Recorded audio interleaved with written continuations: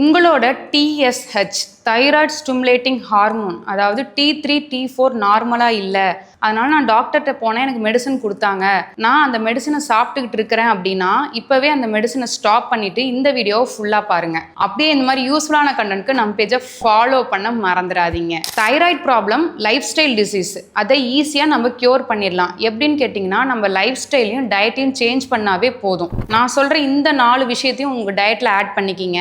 First, கொத்தமல்லி தண்ணீர். Night படுக்க போகிறதுக்கு முன்னாடி 1 டீஸ்பூன் கொத்தமல்லியை 1 கிளாஸ் தண்ணியில் போட்டு ஊற வச்சுட்டு காலையில் அந்த தண்ணியை வெறும் வயிற்றுல குடிச்சிட்டு வாங்க.